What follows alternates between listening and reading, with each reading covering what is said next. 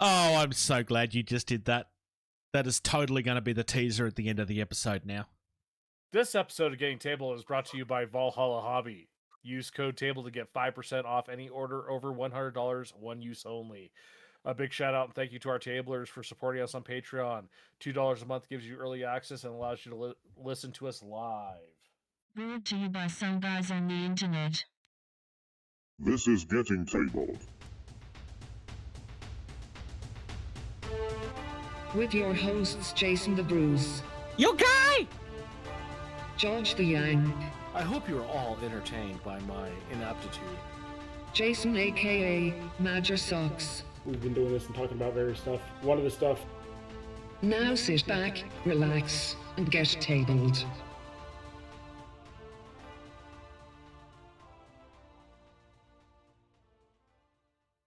Hello, future people, and welcome to episode 171 of Getting Table with your host, Jason. He's a Ghostbuster, but it's in Australia, so the ghosts hunt him, the Bruce. Okay, yeah. I guess that works. Hey, I want awards for that costume. And by awards, I mean the people at work went, hey, your costume was the best today. So I don't know if it really counts as an award. In my opinion, like the pictures you posted, with the exception of your shoes, Yes, which I had no choice in. Spot on. That was pretty freaking spot on. Yep. And we also have what's going to be a complaint. For folks that have been paying attention to the podcast, you will notice that two certain people here didn't watch the episode that they betrayed me on. So everybody... Sorry, Bruce. So you should be. How dare you leave me by myself like that? You are the scum of the earth. Just because you're working and not getting paid for it, you think you're better than everybody else. How dare you? Volunteer Socks doesn't even deserve that title. Self-grandizing, just disgusting. Disgusting behavior. Also, George is here. Well, also, Yep, he's George in the is Air Force, too. Hey, thanks, George. I've already been demeaned enough in the last 2 minutes. I am here. Right now, I have the mental capacity of someone with a brain-eating parasite. I am exhausted. I am tired. Oh, so you're normal I'm then. ready to do a podcast. Let's go. No, I'm worse than normal. Newly received or noteworthy information, especially about recent or important events. Newly received or noteworthy information, especially about recent or important events. Alrighty, first up on the list, this is just going to be a quick couple minutes. Cthulhu Death May Die Forbidden Reaches, the most recent installment from CMON that got sold to Asmodee. It is now under Asmodee's company profile Review. on GameFound, not CMON, so it has been moved over. And Asmodee has reopened the Pledge Manager. So I don't know if they got it and realized, ooh, we're short a lot of money. Let's get some more generator or whatnot. But it's over there. Everything still seems normal. CMON, despite their issues, they are doing a pretty decent job of keeping us informed and doing what they say they're going to do, unlike some other companies in the past have. So that was just a quick little update on that. We're not going to talk about it anymore. Oh, no, I think it's... talk about it, Bruce? Well, you are right. Like, CMON have been thrown under the bus with the news quite a lot recently. Probably not so much by ourselves. We've been pretty evenly with, like, hey, this is a problem, this is a risk. But we haven't been, like, throwing shade at them like some others have. I mean, they've opened the Pledge Manager. Clearly Asmodee are hoping that more people put money in. Realistically, what's probably going to happen is that people will lower the pledges that they had done on the backer kit, which means that they don't have to pay to give money back, which is a good thing for them as well. And while they know that there's going to be a delay, there's absolutely no reason to leave it locked. Because if it's locked, all that's going to do is upset people. Yeah. So Yeah. I think it's a smart move. Well, and I'll just throw this out there is, the reason why I'm not throwing shade is, I have been burned on a Kickstarter from Mythic Games that was sold to Simon, that is sold to someone else, and that someone else is like, we're not sure if we're gonna like honor anything because, well, we don't have to. Yeah. Which technically they don't have to. That is their right as the intellectual property owner. That agreement was between myself and Mythic. Mythic sold it. Simon decided to be the bigger company and say, yeah, we'll honor that. But then they too ran into issues. Yep. The difference here is Simon, while they've not openly said we have issues, they've been very obvious about it, but they've been very obvious with their communications and open about it of we're doing this, we're doing this, we're doing this. That being said, I'm still waiting a refund of the Genesis game with 6 more vodka that got into a legal issue, which was probably part of the issue that Simon's trying to recover from is a court case. So yeah. yeah. I mean, Simon are one of many companies on social media that go from one campaign to the next, to the next, to the next, banking essentially on that will never stop, which is one of the criticisms that I had for them for a long time. But as much as, I mean, yes, that they've been kind of selective with what they will say, I will give them credit. Like, the moment that they started having issues, they didn't launch campaigns to get more money so that they could keep on going. They admitted that there was a problem and they made moves to solve the problem. Like, they've done what other companies should have done. Yes. So, but anyways, I don't think we really need to spend much more on the topic other than the game is now under Asmodee's company profile on GameFound, and the word was nothing's going to change for backers, and it appears nothing is going to change for backers. So, which is good. Yeah. Yeah, especially for people like myself who love the game, who want their game, and Yeah. their big Godzilla. I pledge the big Godzilla to go with my big Cthulhu, so I can have 2 big monsters. Because in theory, there's supposed to be a episode where you can have the 2 of them fight each other while you're doing investigator stuff. Oh, nice. So, I had to do that. It's an excellent game. I have played it. It's very, very good. We still haven't moved outside of the first season yet because we play multiple things, but it's good. Sure. Moving on, some Bushido news. and we're going to start about halfway down. There's a green box that we need to open that one up first. It's called Masaru. And we're definitely not just opening this so that we can taunt George. We're definitely not doing that. We're definitely doing that. We're definitely doing it. This is a new box of foxes to go with the box that George so sorely tempted to buy to expand that roster. And they are so cool. Hey, Bruce. Yes? What did the fox say? Technically, they sound a bit like a bird, from what I understand. I've never actually seen a fox in real life. You're supposed to respond with the lyrics from the song by Ylvis. I know. That's why I didn't. Also, isn't there not lyrics to that? Isn't it just that word over and over? What will the fox say? And then it's... No, what will the fox say? No, it's an actual full-on song, Bruce. Oh, okay. Maybe I need to listen to it then. I've done my best to get it to be Casey's nephew's favorite song. I kind of like this for the fact that it has more actual just kind of foxes doing fox things, and like I'm gonna say fox lady with her longer hair and her Wolverine-esque claws. So yeah. It's good. I like what they're doing. And the car Are we mate gonna talk about look you? really nice too. Are we going to talk you?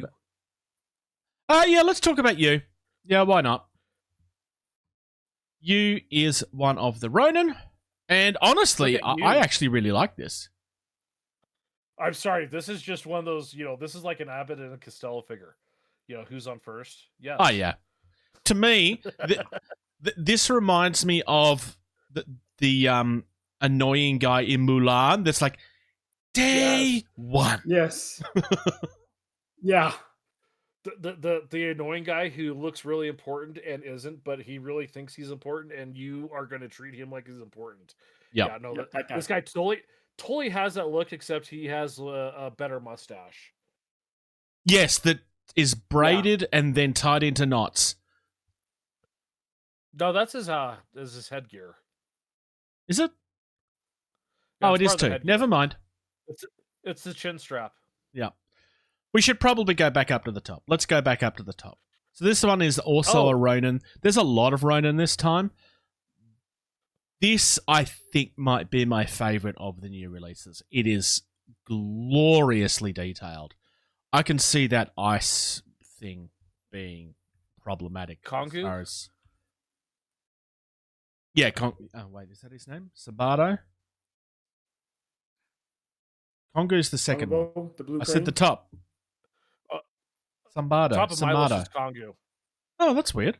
Okay, so we're talking about Blue Crane. Got it. Okay. Yes. Yep. Oh, wow. It's good, right? I'm just checking. wow. It doesn't say if this is metal or if it's resin. I would hope that this is metal, because if this is resin, then that water effect or ice effect is going to be very brittle. I would imagine this is going to be a metal miniature. That is freaking glorious. I'm wondering if there's anything in the actual description that tells me what that would be, other than cool. No. No. It's so good, though. It's really, really cool. I mean, for me, I would paint that up as... I would probably do like a light blue so that it's kind of like showing it slicing through the air or something. But you just do whatever your basing is, right? If they're standing in water, then it becomes water. Otherwise, it becomes like the color of your ground or whatever. Kind of just makes the sword look 10 times sharper. And Congo is the next one that you... Oh yeah, no, I'm with you on this. Congo was awesome. He kind of reminds me of one of the ninjas from Ninja Scroll. It's been a long time since I've seen Ninja Scroll. I need to rewatch it. Same. But I distinctly remember like one of the ninjas being like a big burly brute with like the big beaded necklace stuff. I've always been fascinated by like the smart gorilla type aesthetic, which is, I mean, that's what this is. It's a gorilla that thinks. I've always, like I've said on the podcast a couple of times, I would love to have an army that is like a gorilla army. I just think it would be really cool. Yeah. Because there is so many on the list. I just found one I think outdoes Sambo the Blue Crane, Bruce. Yep. Lotus Caden. Yeah. Yeah. Yeah. It's the girl out of the TV, right? Sort of. I mean, kind of. But the fact that you have like the water effect coming up that is on her arm and mixed into her robes and kind of around her leg, but then her hair is separate from that, and it's just flowing into the wind or whatever. Yeah. It's so detailed and like just dynamically striking. Like GTC does such, or GCT, sorry, does such a great job of adding motion to their minis and not just making them look so static. Like there's so much motion in this with it just, sitting there. And it's just absolutely amazing. The thing another one is Ida and Cammy. Sorry, go ahead, Bruce. We'll get to the next one. Well, I was just going to say, the thing I like about this, like in the artwork, it shows her having white hair, which in anime, generally speaking, tends to be something that's in like the good characters, right? But despite that, this character could not look more creepy. I mean, if I was to paint Just- this without looking at the artwork, I probably would have gone for black hair because that's the aesthetic that you generally get in Japanese horror. But I love that that's Yeah. not the intention. Especially was it that Night Hot Wash or whatever for the games from Games Workshop, that kind of fluorescent green, like do her Yes. hair with like a white with some blue highlights, and then that Night Hunt over it, like Yep. that would look so creepy good, probably. What were you going to say, Socks? Ida and Cammy of the Enduring Flame Embers. Oh, Down those near are the the bottom. next ones I saw too. Second from the bottom. Yep, got it. Oh yeah, these are the ones that Ben will want. One of them is Shredder, and the other one is just an old guy. I'm sorry, but the big guy is Shredder. It's definitely Shredder. It's a Fire Shredder. I mean, I know that it's not supposed to be, but that is it's just the Shredder. It's really good, really, really good. I love the fact too that, like, you know, it's a blacksmith and he's probably like controlling this fire demon, which Forging makes it. sense. Yeah. Blacksmith or, you know, that is a really good I guess pair of minis. I'm assuming Yeah. you have to take these together, right? That seems to be the case. He's automatically recruited into the same. So Ida costs 25. Oh wow, which is very yeah, expensive. that's a big number. But he's automatically recruited, so you get both of them for that price, which makes it a lot better. And if Ida gets removed, then he becomes. Hang on, I was reading it somewhere. He becomes aggressive and Banzai. He gets +1 straight. So basically, he becomes more aggressive, and you can't control him as well, but he becomes stronger. I mean, I'm So he's massively. like the Marines after the officer gets killed. Yeah. Who did we go past? So Takashi Horaki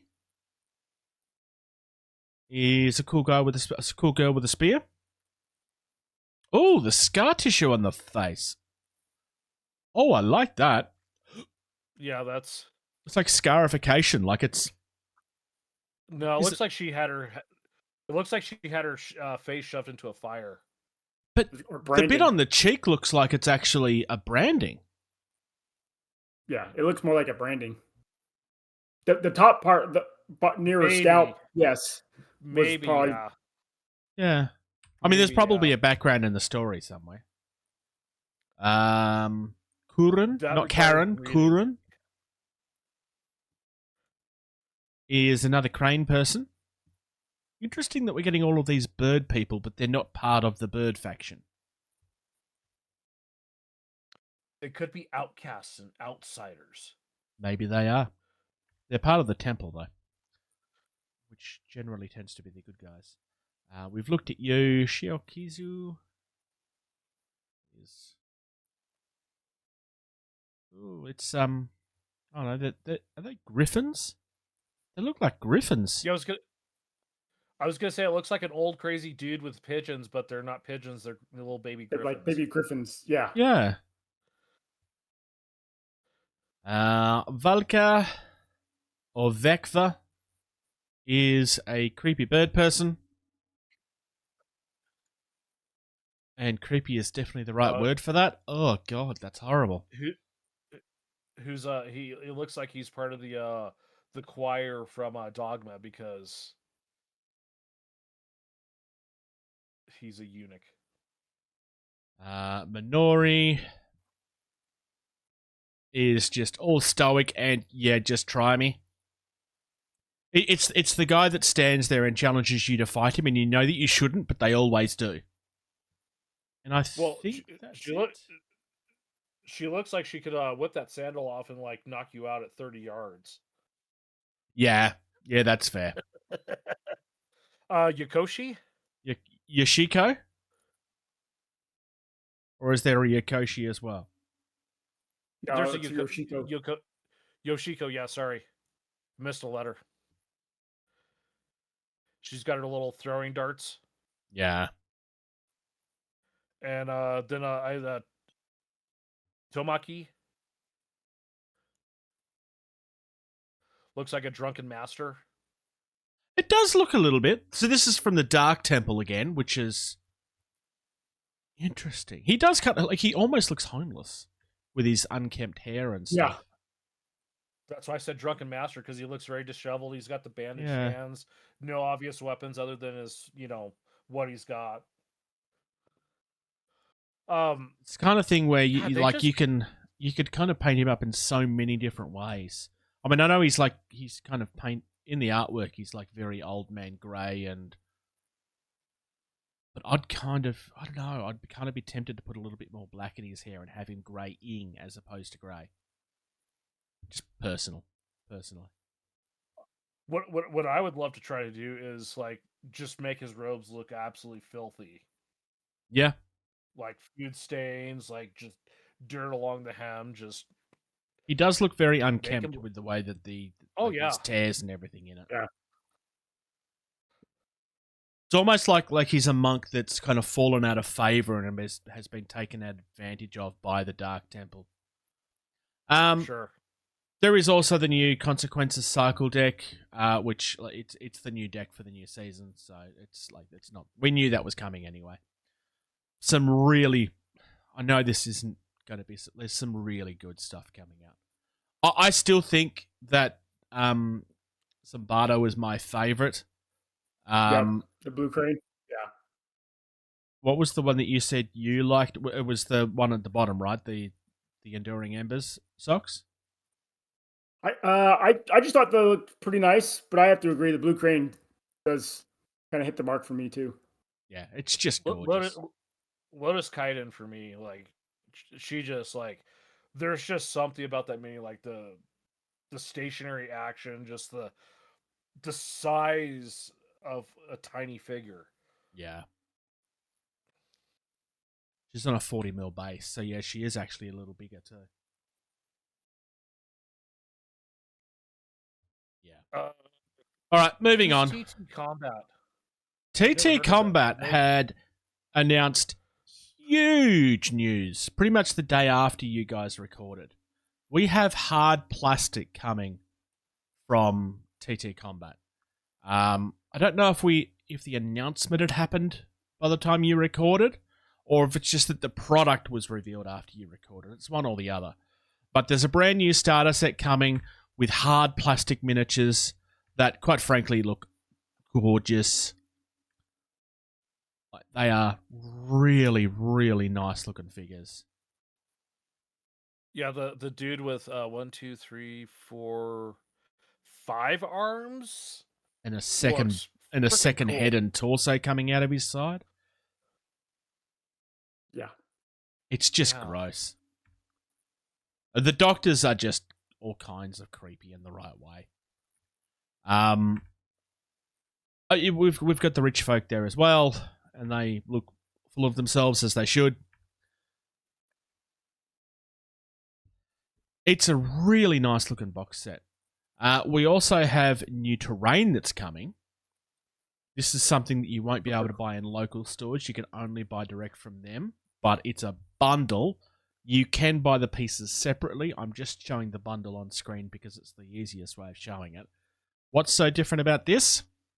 This is all of the screen printed chroma terrain. So this is all you have to do is build it and it's ready to go. It looks nice. It looks gorgeous, right? So the bundle is an exclusive to their store. So it's direct only. You should be able to buy the individual pieces at your local stores if they stock them.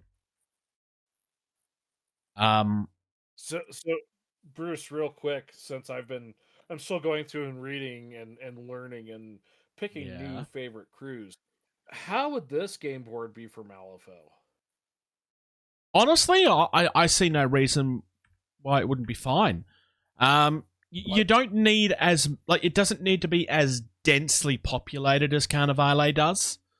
I was just kind of curious because I'm looking at this. It's like for $360, you have a full color 3x3 gaming table. Yep. You could very easily do this. The only downside of this is that you probably don't want that much water around. in Malifaux because you want to be able to walk around and not be restricted. But there's nothing to say that you replace the water, which is just a paper mat anyway. You replace the water with a regular mat of dirt and stuff, and then it becomes like the Wild West, right? Where you just have platforms on top of the dirt to keep yourself out of the dust, which would be very Malifaux. That would also make the dock a bit silly, though. I don't know. You could definitely do that. I don't know. It has a great look, and it just, it's the right look, I think. And I was just curious. No, it would fit very, very nicely. Malifaux is kind of like it's Victorian horror, right? So you probably don't necessarily want that much color, but it's big enough that you can kind of do whatever you want with it. Malifaux is whatever you want it to be, right? It's a completely different world. Yeah. So in my head, it's like it's a creepy Wild West, but Wild West had a lot more color in it than most people think it did anyway. The only reason we think that the Wild West didn't have a lot of color in it is because that's what movies and that show us all the time. Mm-hmm. Yep. Like we see the old, worn town because that's what people think of, because that's what they see when they go tourist hopping. I think the biggest news out of TT Combat is the next one, though. Because realistically, this is news I didn't see coming. Carvenale is now on my mini factory. This is a big deal. Interesting. That is interesting as hell. So they are going to be selling their miniatures on my mini factory. So, not everybody wants to buy physical products anymore. Digital is becoming a bigger and bigger thing. Yeah. Are they the first to do it? No. Mantic started doing this on their own platform some time ago. They've got a couple of ways that you can do it. There is a monthly tier that you can do, and you'll get so much every month. We get shown here like what comes in the welcome pack, which is essentially a starter pack with some extras. You can even 3D print your own dice, which I think is kind of cool. And then it shows you what is going to be released for the November release, which is a few minis, but mostly terrain. And that will continue on, so on and so forth, every month. But, unlike the Mantic one, you can also just buy the minis you want, which is the thing I really like. Not everything is here yet, obviously. I imagine what they will end up doing is a month or so after they've gone through the subscription, they will then become available to the general public at a higher price. Sure. But it's not like they're doing it, but they're doing it at outrageous prices. These are pretty much on par with what most of my mini factory is. Well, and given current situations that, they may get better, they may get worse. By doing this, selling a digital product is a lot easier than selling a physical product, and then it have to get on a boat or plane, travel halfway around the world, and whatnot. I mean, there's been several cases due to tariff issues with America right now where packages have just flat out been getting destroyed because they cannot get cleared. Yeah. So. Yeah, it's especially with the US at the moment, it's not good. And we kind of called that the moment that we called that was going to be not so much the destroying of packages, but that it was going to start causing problems for the industry, because there's no way it couldn't, right? But also on the other side of things, even ignoring that, more income streaming options is a good thing. Well, the only reason why I say it is there was a company that was trying to import a lot of matcha green tea powder from Japan, and it couldn't get cleared from customs due to all this, and so it all got destroyed. It was something like a $200,000 order of matcha green tea. Oh, God. Wow. Yeah, so, it's probably a lot easier to get personal packages shipped through than mass, bulk, bulk orders, distributor quantities like that.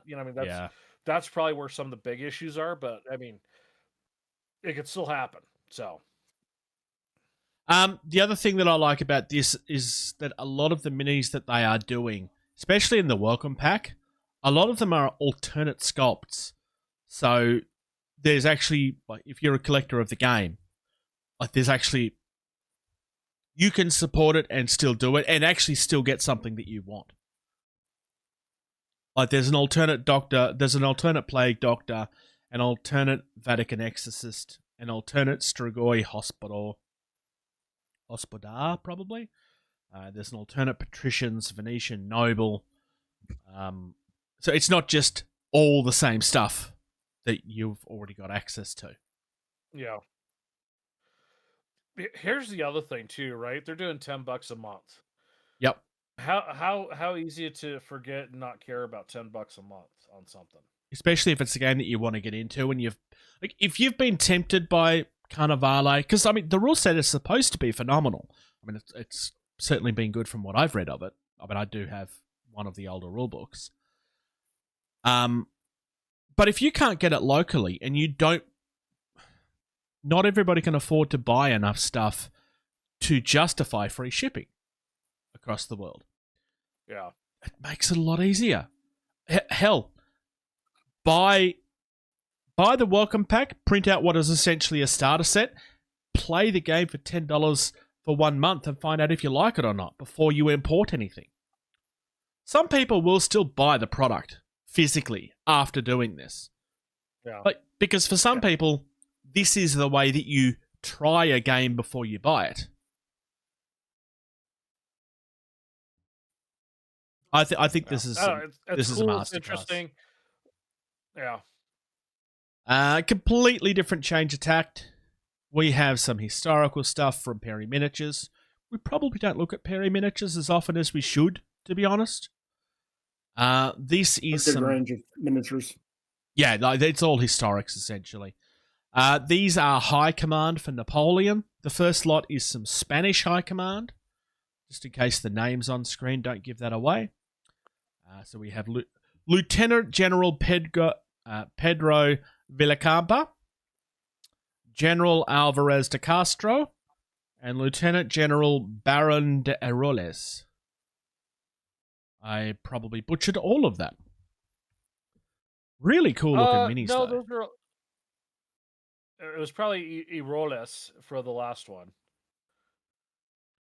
And the last one is some Saxons, which is like obviously stylistically a lot of it looks very similar because it's the Napoleon era, but these are more generic as opposed to being specific people. It's the Adjutant General, General, and Lieutenant General.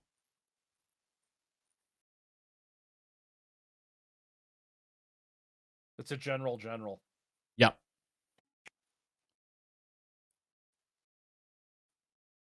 Laugh, Socks. It's funny.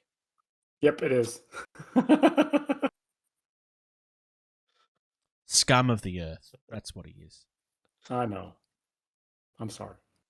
Just as punishment. Firestorm? Just as punishment, let's talk about Firestorm for a little bit and then not talk about anything until we get to the Warhammer stuff. Just to punish him.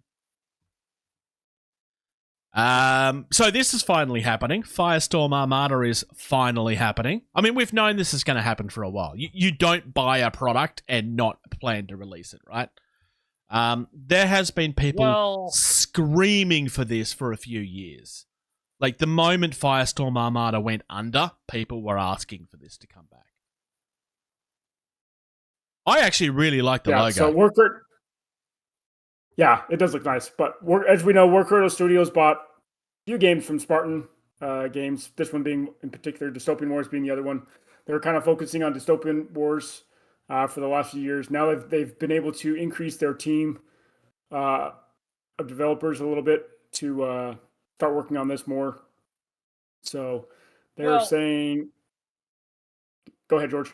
No, you finish your thought. You were still talking, so I stopped. Yeah, so they're expecting this to be out later next year.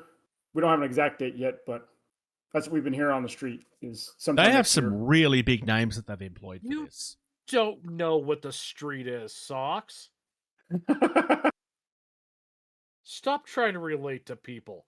No, as I was gonna say, so when Spartan Games, I mean, and we talked about this Hot LZ days when they went under, Yep. and Yeah, it's been a while.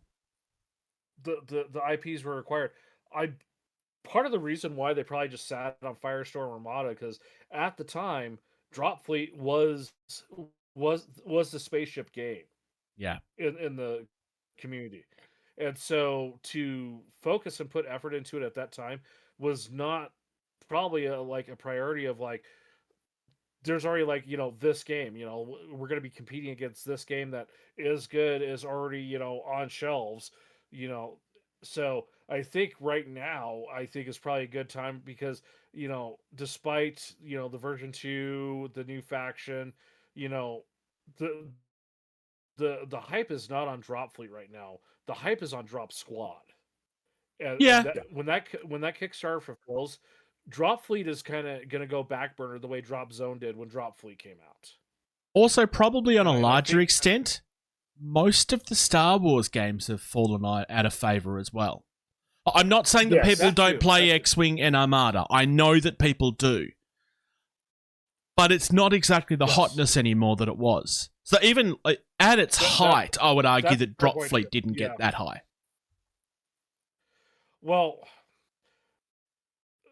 I'll argue that the Star Wars was probably more widespread because it was Star Wars. It was Like, also that would easier to appeal get just into. It was essentially way board more game-esque. nerds. Yeah. Yeah. Like, Pre-painted tackling, miniatures. Yeah. bookstores were carrying the stuff like, oh, prepaid, Star Wars game, I'm gonna buy this. And yes, the sales on it were great for what the game was, for the type of community and everything. I mean, Drop Fleet was, massive. It didn't have the same crowd reach that a Star Wars property would have, but in our community, I think that at the time, Drop Fleet was the game. That's what people were playing, and I think trying to buy a property, develop it, and then compete, I think then was probably not, and they made a good decision to not try anything then. I think right now with TT, yes, they've done some stuff with Drop Fleet. They are pushing it back to the market, but they have this new project that's what that community is going to be focusing on. So getting Firestorm out right now while us nerds are going to be like, where's my drop squad at? Yep. I think getting Firestorm out while we're not, pushing Drop Fleet is a good time to do it. The thing this is just, it's a very brief, where are we right now? Like, they've got Richard Morgan on board, who's the person behind Altered Carbon, which, love or hate the TV show, Altered Carbon had an extremely, I haven't watched all of it just for the record, but it had an extremely rich lore behind it. And obviously existed before the TV show. But the other thing, he's saying about space opera, which, yes, there's a lot of sci-fi games out there at the moment. There's a lot of, we mentioned Drop Fleet, we mentioned Star Wars. Star Wars is space opera, but the game doesn't really push space opera. It seems to suggest that they're trying to go with the whole retro sci-fi feel, because space opera tends to kind of hint at that, which hopefully will help it have a bit of difference. Firestorm Armada always kind of felt like it was more retro sci-fi than modern sci-fi, right? That was the look. I would agree. I had some of the Spartan era Firestorm Armada minis, and I liked the game at the time. So I'm looking forward to seeing what War Cradle Studios does. And as you guys know, I've loved Dystopian Wars. I'm loving Armor Clash. I'll talk about that in Game Talk actually tonight. So I'm loving what they've been doing with some of these other IPs that they've gotten from Spartan already. And so the person that's the lead game designer also used to be one of the developers for 40K. Love it or hate it, it's the biggest name in the industry. So they are War Cradle are putting their money where their mouth is for this. They're not, very clearly their intention seems to be, I know you can't comment whether you know this or not, Socks, but their intention seems to be that they are going to make this their own, like they did with the Dystopian Age, because Dystopian Wars already existed, but they changed the lore behind it. Enough to be faithful, but enough to make it their own. I assume that this will essentially be the same thing, where they're just going to kind of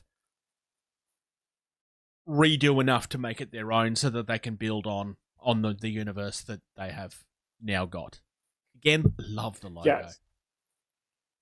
So back to your comment about me being a war host, I haven't heard much in terms of Firestorm Armada development yet as a war host. They haven't put anything out for us as war host to kind of get a peek behind the curtain yet. I think it still feels early in days. there. I think it's going to be later next year. Yeah, is my guess. I think late end of Q1. I think before we really hear anything significant about it. I would like Q1, Q2 before they even start hearing about it. Like, because they will get teasers before any of us know anything else. I would like for at least a few months, and they'll be under NDAs to not say anything for obvious reasons. Yeah. And there's absolutely nothing else from War Creator to talk about, so we're going to move on to games. There's a lot more to talk about. No. You don't deserve it, Socks. You're being punished. Fine. There's this little deck that we want to look at. Look, it's a nice deck of cards. Now we can move on. So, okay, Socks, off you go.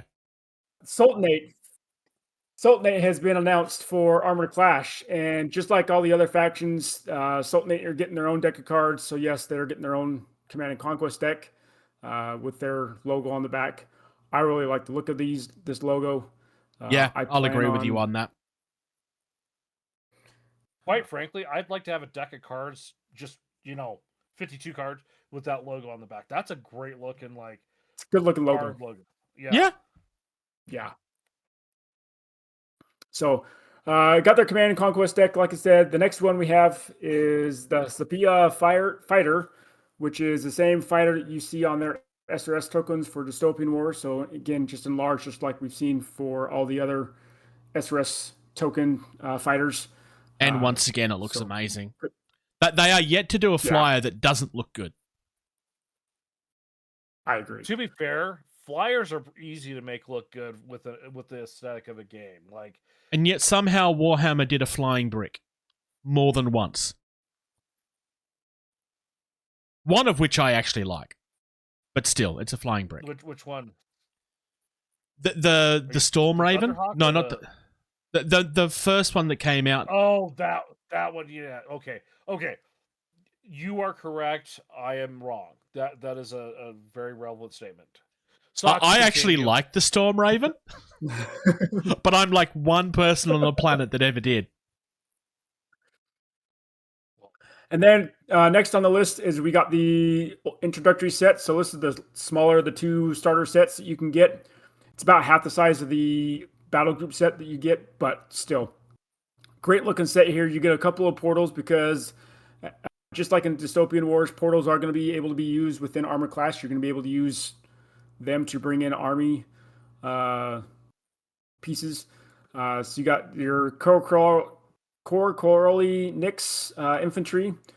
And then you got the Luminant. I like the look of the Luminant. They're the little sabers and the guy in the back.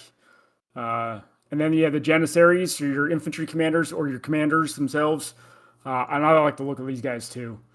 A lot. The Immortals are cool. I like the Immortals. The Persian Immortals look nice. The Macedonian Companions, you got some horse cavalry on the Iron Horse style horses. And then you have this mono wheels. Do those Persian Immortals have a weakness against Spartans? Probably. Where are the... Oh, no. The Spartans are gone in this universe, I would assume? Yeah. This is the 1870s time frame, so Spartans but that doesn't necessarily mean that they're gone, because history is different in that universe. True, that is true. And then you have the mono wheels, and these look awesome as some cavalry. I always liked it. The Skaven mono wheel has always been, although they don't call it a mono wheel in Warhammer, but it's always been one of my favorite creations, and it's mono wheel is. I know that in real life, the mono wheel is a technology that is really stupid and doesn't work, but that doesn't stop it from being cool in every attempt that anybody's ever tried to make it work. Yeah. I really wish it was a thing that worked, because it's such a cool idea. It just doesn't work because physics is a thing. You just want to be in like full leathers, like leaning back, just cruising down the streets of Melbourne in a monowheel. If there were something that was safe to use, I would love to own something like they look awesome. They just don't work. That pales in comparison to what I think is the best looking mini in the entire box. I love the ATVs. The little it's buggies. a beach buggy. Yeah, with some rockets on the back of it, or a big huge cannon on the back of it of some sort. So yeah, these ATVs look awesome. I agree. Yeah. The transports look really top heavy though. They do. I agree. But you got to think about where they're coming from in that type.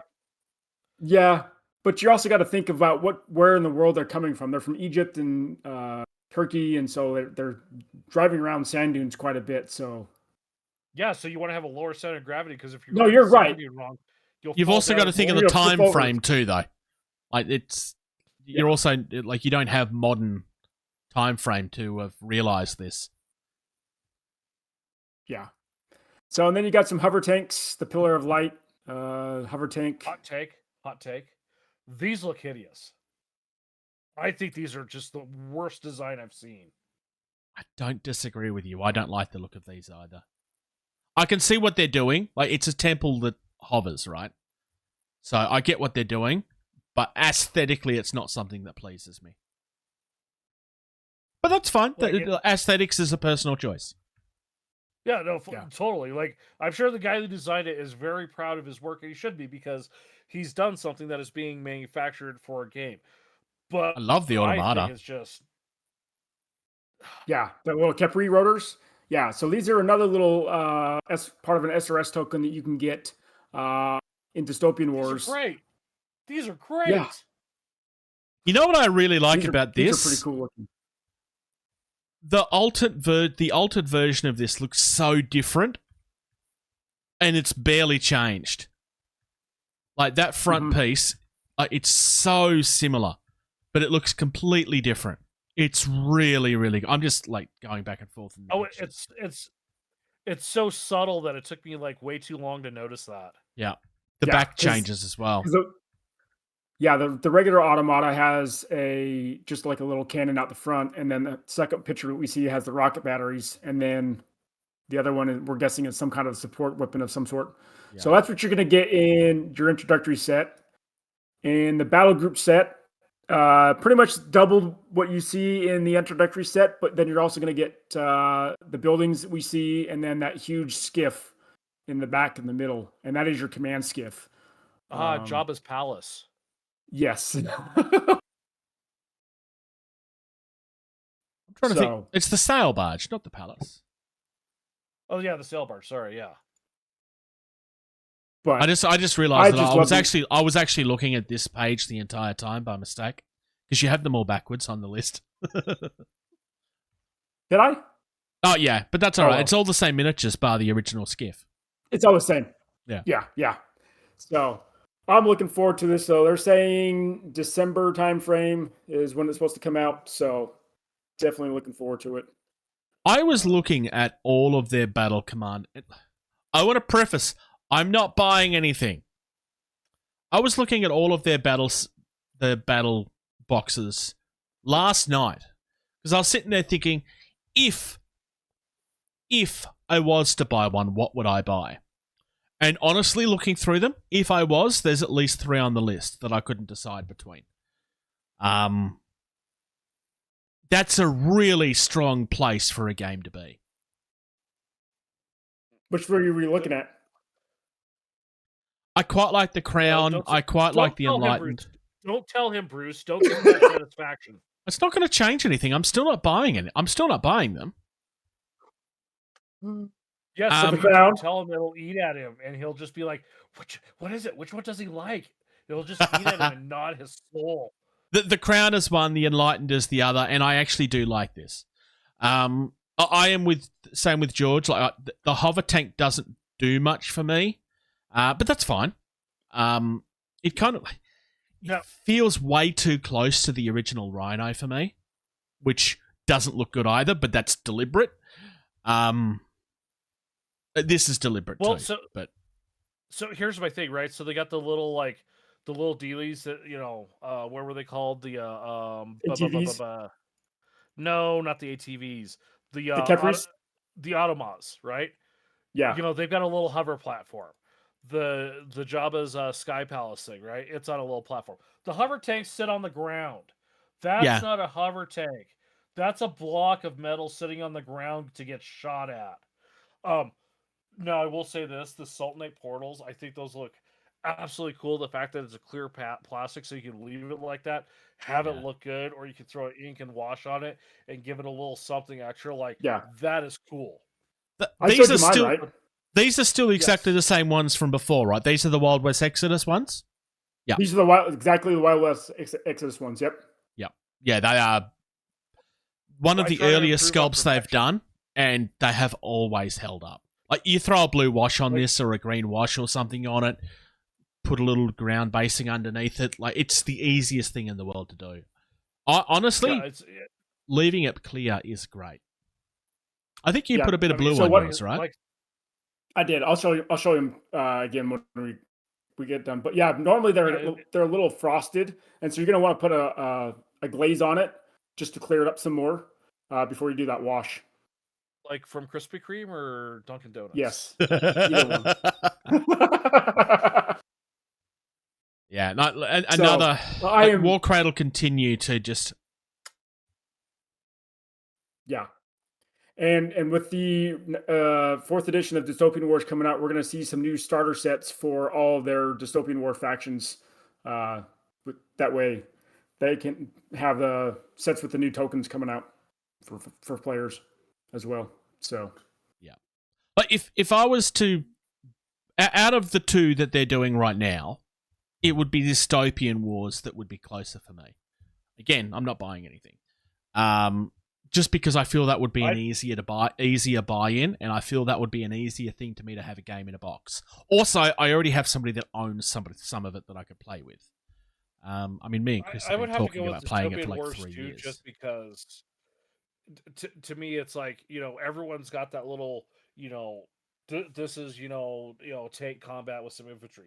That's kind of like Drop Zone. There's a couple other games like Dystopian Wars has got that. It's that slightly larger scale where you're expanded out a little more, and it's kind of cooler, and it is a different type of game since it's more.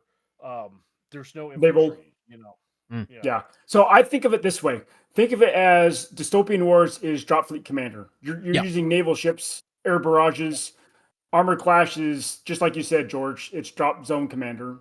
Wild West Exodus is going to become the new Drop Squad Strike Team Commander once it's released, as they re-release Wild West Exodus with all these new infantry styles from coming out from Armored Clash. Yeah. I'm really, really looking forward to seeing the development of Wild West Exodus.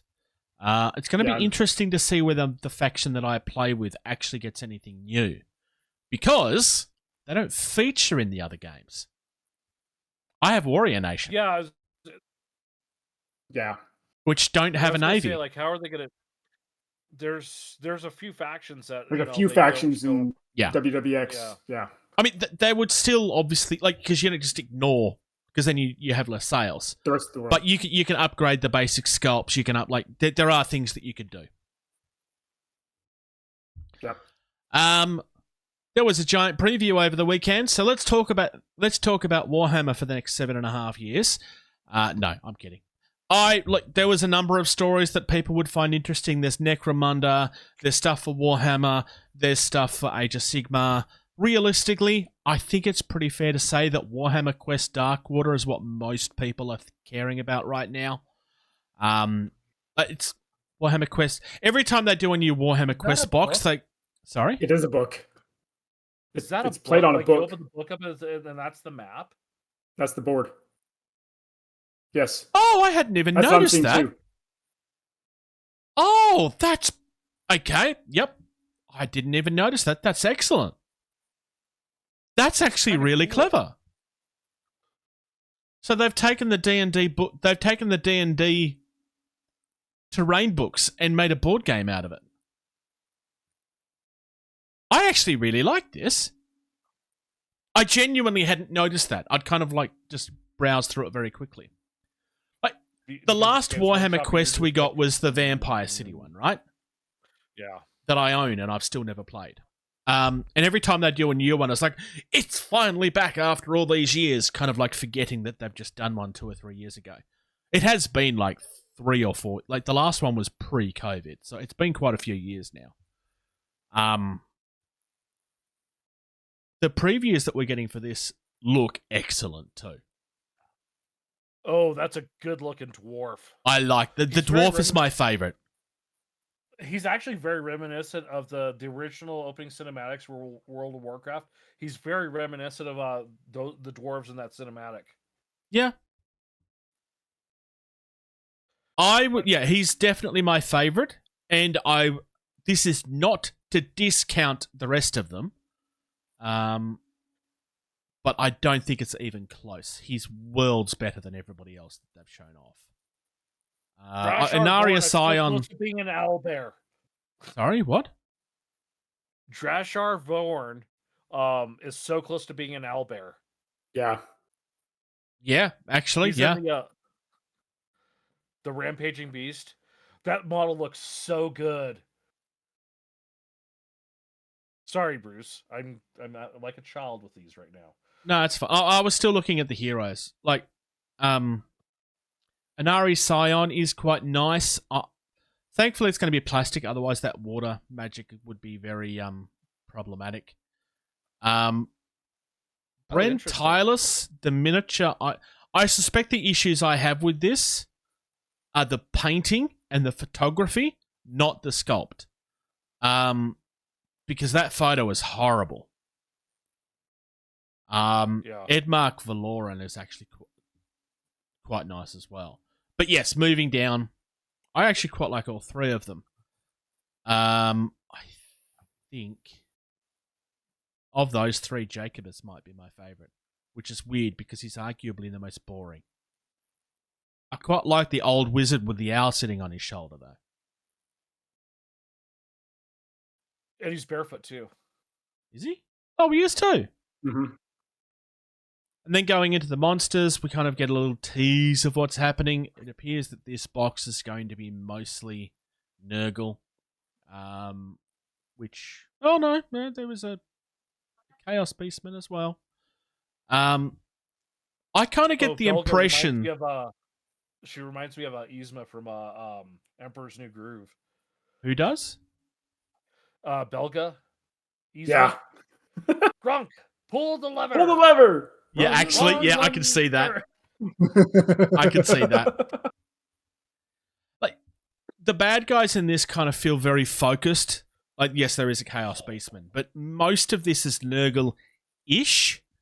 So I get the impression that this has been planned for expansions. Have you pulled up Molgoth the Cleaver yet? I can go back to... I did scroll through all of them, but let's go. He Yeah. looks good. I love the giant arm. And I love that it's only got that one of them little, is big. The swirl pattern on the forearm, and then like the antler skull thing, helmet. Like that looks so good. It's something in animation that you see once every so often where like one arm is so much bigger than the other one. It tends to be an undead thing usually. But there's something creepy very, about it. Yeah, it's very Resident Evil-esque. Yeah. Like, you know, the bigger arm, the mutation. Yeah, it looks good. It looks like, because you only kind of get one angle of it, but the other arm is normal sized and is clad in armor, almost to the point like you feel like the moment they take that armor off, it's never going to go back on again. It's kind of how it feels. It's like the entire monstrous form is just kind of being held in by the armor. Oh, yeah. Check it out. If you scroll up further, there's another map, and you can totally... They show that it's the book. Yeah. Yes. Yeah. So I just hadn't noticed. So this book has 38 pages in it, but 18 maps throughout the book. which is kind of a cool concept. Yeah, it's a really cool idea. There is a downside to doing it this way, which would be a downside from our point of view, not their point of view. It makes it kind of hard to do your own custom missions. But the benefit of modular tiles, and don't get me wrong, there's a lot of problems with modular tiles too. The whole, like the joke, the greatest thing about, the best thing about Warhammer Quest. No. What is it? It's not Warhammer Quest. What came before Warhammer Quest? Hero Quest? Hero Quest. The best thing about Hero Quest is the map. And he talks about how the dungeon tiles, if they sprawl across the table and fall off the edge. Do you not remember the best thing about Hero Quest is the gargoyle? I'm going to have to share this video with you. I'm quoting something quite literally. Oh, okay. But yeah, the problem with modular tiles is that they can quite easily get out of control sometimes. Oh, yeah. Yeah, for sure. So I really love the book another idea. Link to the run. Did you? I added another link to the run sheet in regards to the Games Workshop releases, and I think this is it's actually an important one we talk about because it's probably one of the great 40k characters. He's got a new mini. Yeah. I actually did consider this, and honestly, so it's a lot better. Yeah, I mean the old one wasn't bad, but this is so much better. Oh God, I was scrolling through the YouTube this morning. Listen to me, the YouTube. Watching Bourbon Moth and stuff, and it just popped up a little 2-minute video of the 500 worlds, and I was just like, "What's this?" It's 2 minutes, and I watched it. It's just like, oh, that looks so good. Yeah. Captain Titus has got a new updated mini, and it does. It looks so good. Like it's got the little circuitry stuff on his forehead, the very regal cloak. Like it looks so good. And it is a box set, so it's not just him, it's the Wardens of Ultramar. So it's all of his homies. Yep. And they are it's a really, if you have a generic Space Marine army, it's the best command squad you could have, right? Oh, absolutely, yeah. Because it's just gorgeous. Does it mean that you have to paint them as the characters? Absolutely not. And in fact, you know what? I would encourage you not to paint them as the characters. Do your own thing with them. Especially if you're not playing Ultramarines. There's only one thing worse than an Ultramarine player. What's that? A Tau player. Okay. Ignoring the bad guys' socks, from the hero... Well, they're all bad guys, let's be honest. From the Space Marines, what's your favourite miniature? I realise I'm asking you the impossible question. I know, right? So, of the two smaller guys, I like the guy with the huge plumaged helmet. Yep. Just because I love Roman history in that time frame. Yep. As well as part of my military history that I like to study. So I just like the look of his armor and his helmet. Reminds me of that time frame. Well, I think I might agree with you, actually. Like inspiration for the Ultramarines.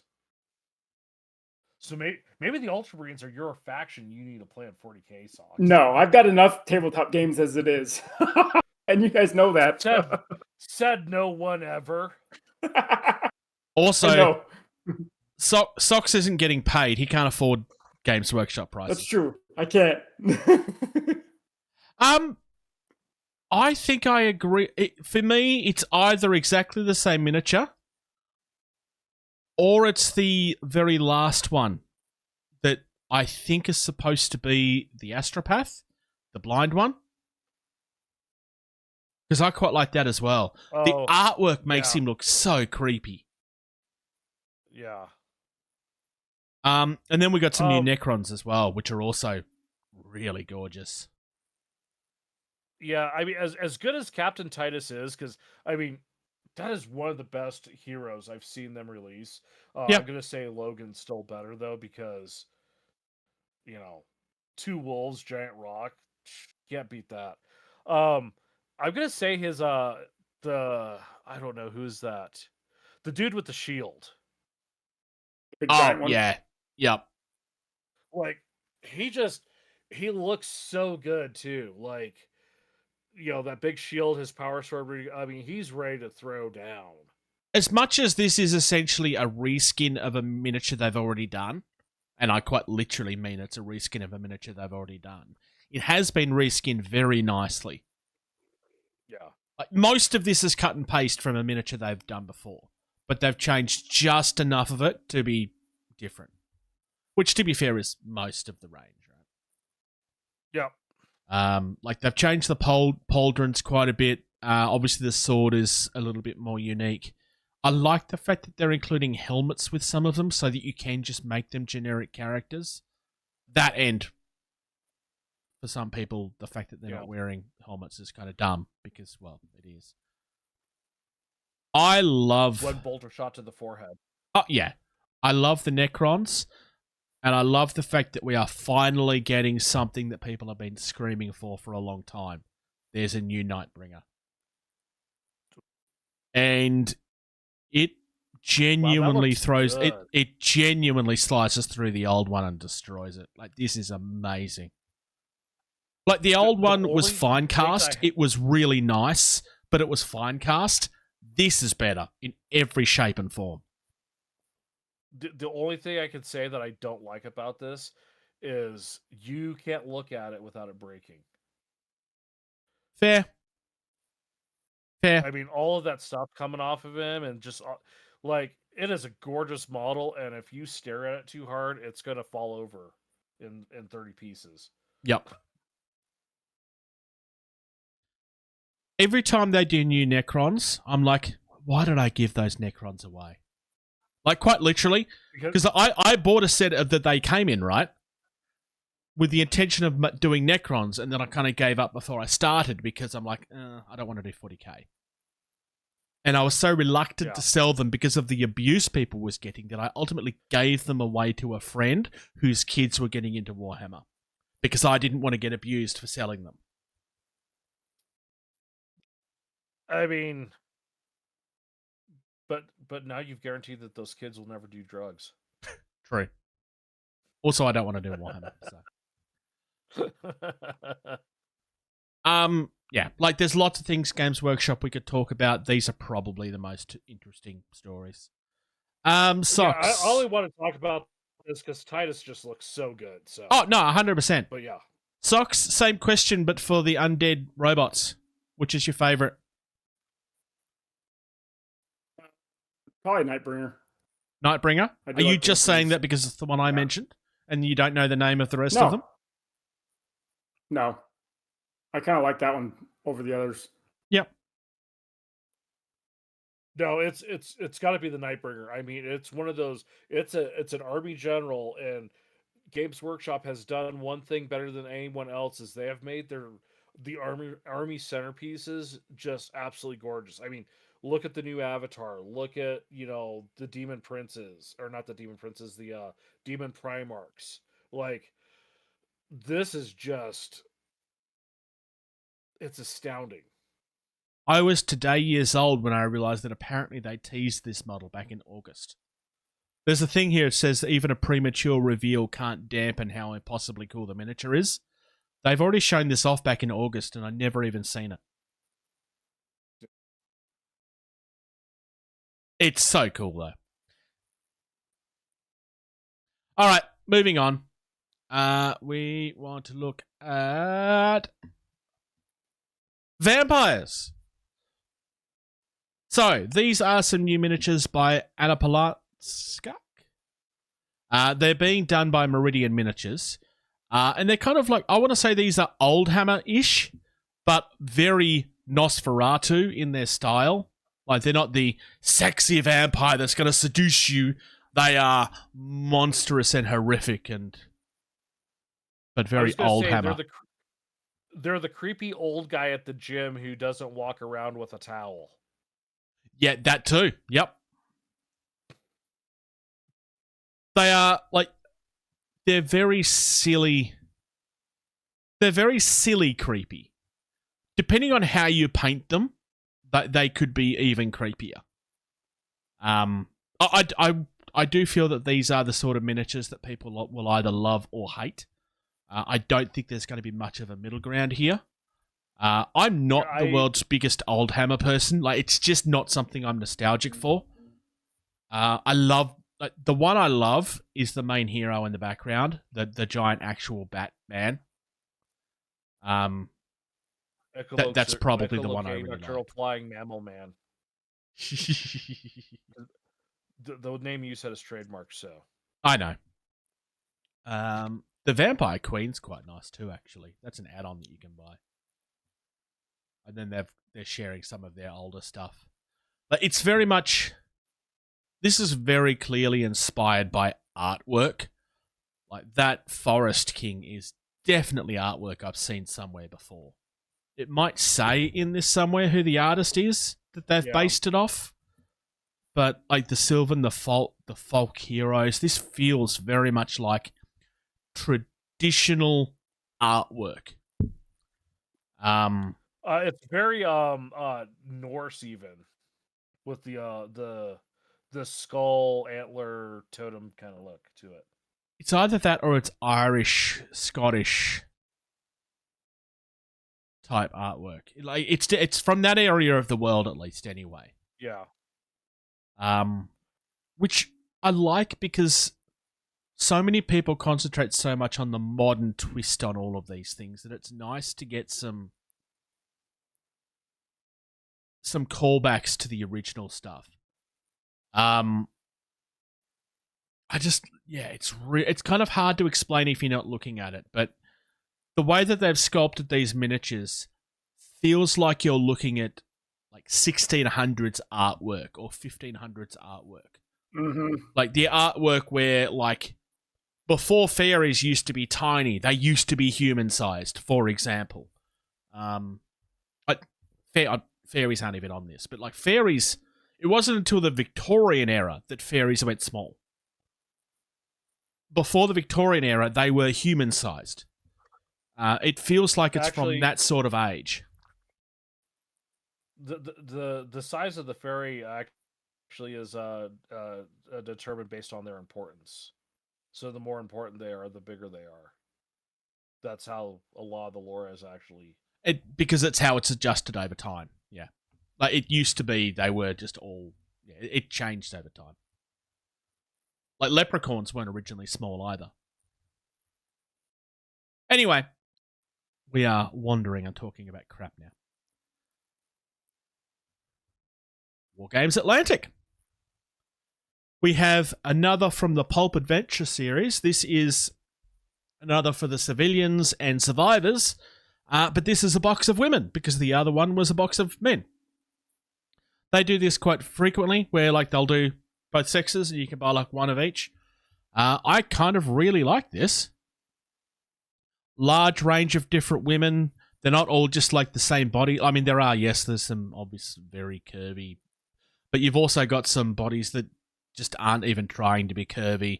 There's a couple that you could argue, like, there's not really any large ladies there, but there's definitely different body shapes and different body sizes, which is nice to see.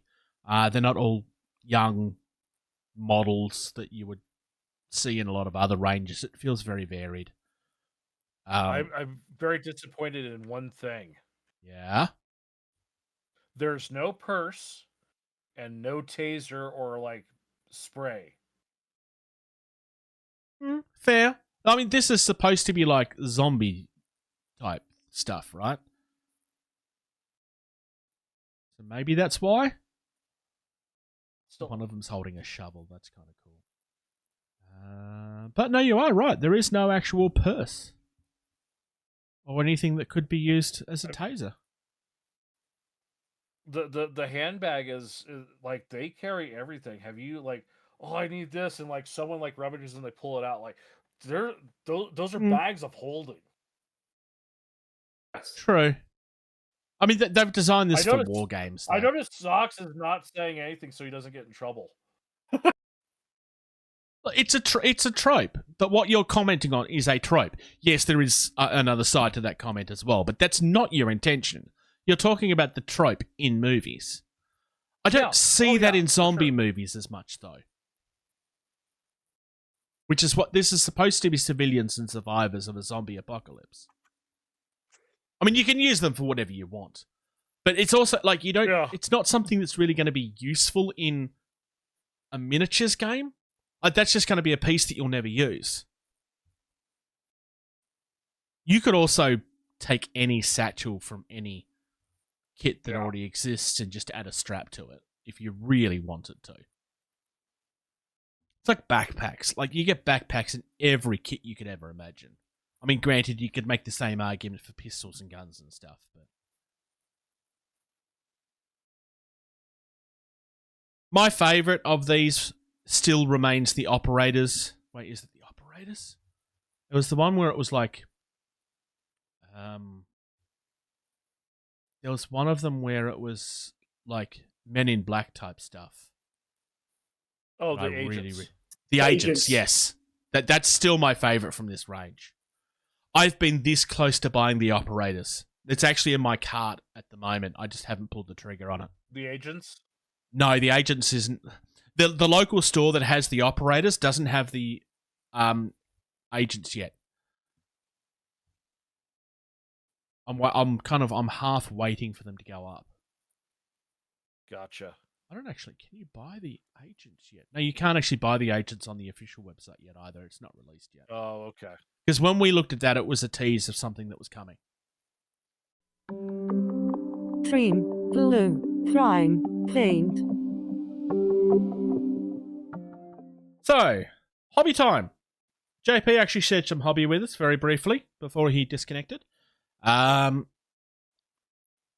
I mentioned that I have painted up all of my Warcrow stuff, and he kind of shared a little bit of a picture with us of what he's currently working on. You should join our Discord so that you can have a look at it for yourself. If you haven't already, Whispers from the Inn is another podcast you should listen to, which is all about Warcrow, and JP's involved. You should definitely do that. But enough about JP. What have you been up to, George, other than driving 7 million kilometers? Well, that was a while ago. I've been a general contractor the last couple of days and tearing up a floor, but in my spare time when I have had some, I've been continuing my journey into the world of Malifaux and looking at the book. I did discover, and even Bruce thought this was cool, with the latest version of Mac OS, where everything is like version 26 for phone, iPad, watch, computer. I can run the Malifaux app natively on my computer. Which is I did think that was cool. Because I can expand it open to where I can see the front and back of the card at the same time on the app. That's the other cool thing too. Oh, So I I've didn't been know going through that. Oh yeah. I know. I can see the front and back of the cards at the same time. Because obviously you can't do that on a phone. Right. Exactly. So I discovered that, and that was really cool. But I've been going through the rules. I've been reading that. I've been asking Bruce a whole crap load of questions while he's supposed to be working. And I was initially grabbed. My attention was grabbed by the Sandeep character and his boxes. But as I've been going through and looking and some of the stuff, English Ivan has actually really caught my eye. Yeah.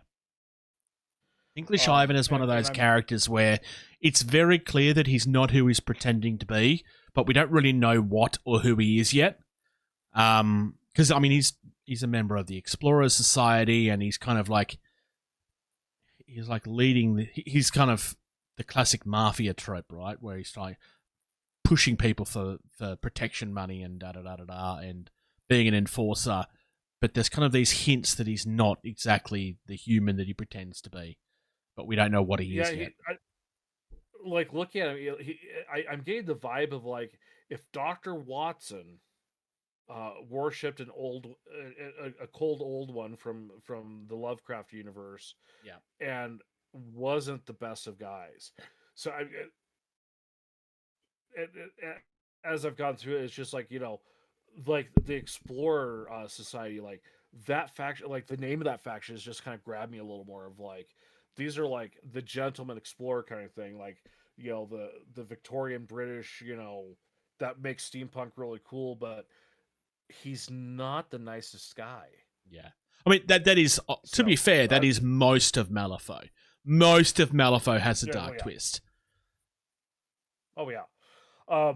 But the more and more I'm getting, like, looking into this, the more and more I'm liking the fact that, like, everything is based off of a card flip, and dice play no bearing on the game, except for Bruce, because he just always has bad dice rolls, even if there's no dice. So, like this. So I mean, Dreamer is still high on my. I still haven't made the purchase of which faction I'm buying into yet. Dreamer's been the top of my list. I've also been tempted by Pandora, but the one that's really grabbing me is. Have you looked at the box, the Nexus one that has all like the insectoid type leader? Or Cadmus is its keyword. Basically, the way that the character plays is really complicated, which is a bad idea for me because I don't play enough of the game to get my head around it. But basically, the entire thing is based around the idea of that you're infecting your opponent's miniatures and can kind of like, if you can get them under your control, you can kind of. It would be a hard thing to pull off and get right, but if you could, it would be a lot of fun to play, I feel. I'm trying to find my app so I can pull it up real quick. Oh, there it is. But that's the one that I've been very, very tempted by. Okay, so what faction is that under? Nexus, or Cadmus, sorry. I think the keyword is Cadmus. Oh, no, it's the Explorers Society. For the people on screen, I might just... Meredith Stanley. For the people on screen, I might just show a screenshot of the box that I'm talking about. Because it'll probably be easier than me showing. And Nexus Heart of the Hive is like an insect queen looking thing. Ah, there we go. Heart of the Hive. Okay. Ooh. Yeah.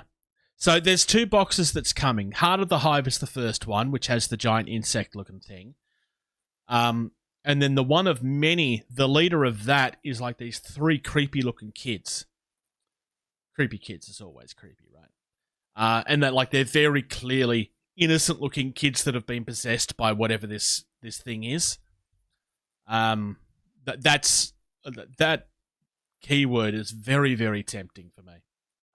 All of this is very exciting to Socks. He's definitely not yawning on camera for everybody to see. No, I'm not. Hey, he gets really excited about this armored Sultinate. clash of dystopian war stuff, and I'm being very reserved, but I'm I appreciate getting it, more and George. more excited about Malifaux as I learn more about it and bother Bruce during the middle of his day. Socks, look at the artwork. Look how creepy this innocent little girl is. Yeah, it is pretty creepy looking. Now show the next version, Bruce.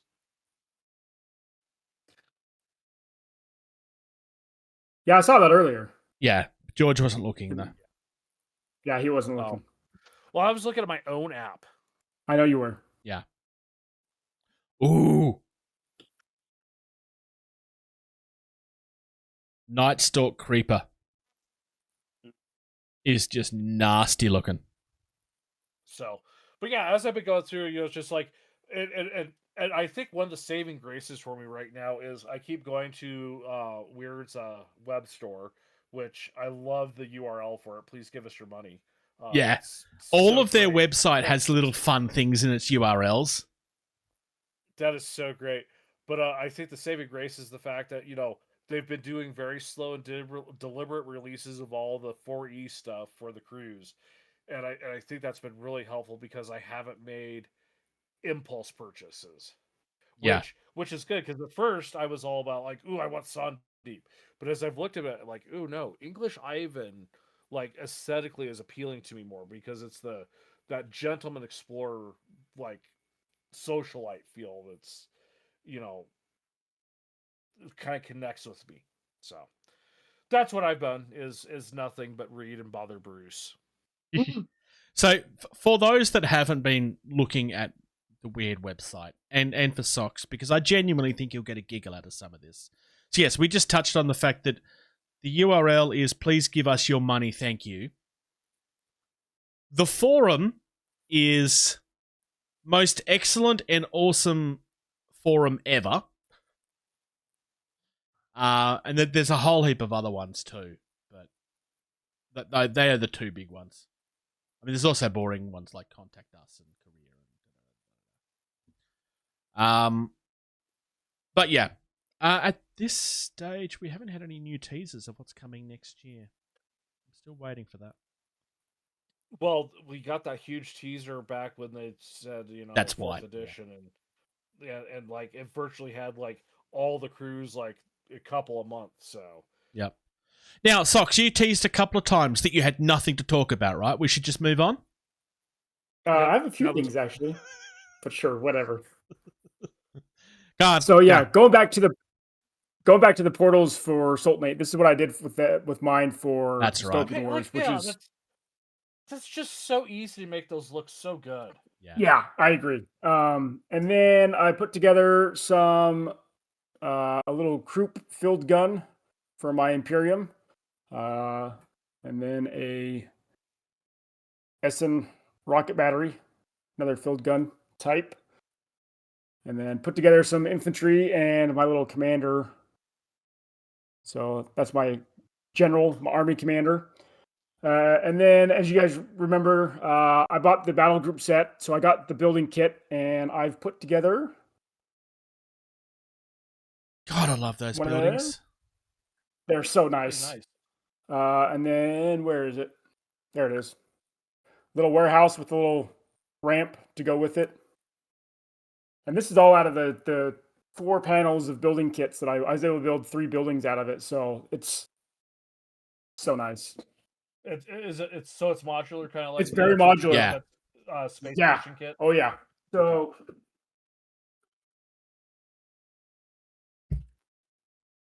it came with 2 sprues like this with all the little wall panels, and then a couple of big roof panels, and then some of the other bits and bobs that you can do for some of the decorations, and it's amazing.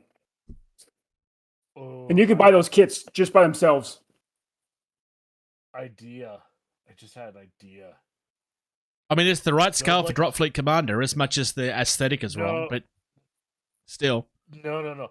Build like a Hive City complex. Like, so when On Tabletop did the Super Mega Space Station, yeah, Drop Fleet, do like a mega building for that. You know, where it's like the building itself's like, you know, a good 2.5 feet tall for your little minis that are like this tall. Yeah, that would be so cool. And so I've been able to put together enough that if you see back here on my table, my son and I proxied some of my Imperium as Crown, and played a game of Armor Clash this morning.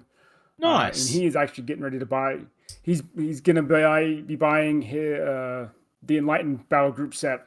We actually just ordered it for him tonight, so we'll have another army to play against here soon once he gets his assembled.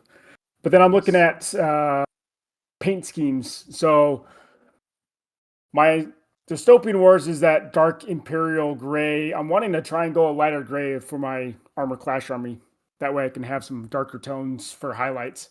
So I'm just trying to think of what grays, using the Paint Rack app to figure out. So a paint to look up for a lighter gray that I think you might like. The Games Workshop color, I believe, is Longbeard or Graybeard gray. I think it's Longbeard. Do you want a grey that's close to black, or do you want like a grey? I want like a medium toned gray. Not too light, but I don't want to go very, very dark either. Because I'm going to have, so like on my commander, for example, I'm going to do like a royal purple on the flags and some of the other insignia banners.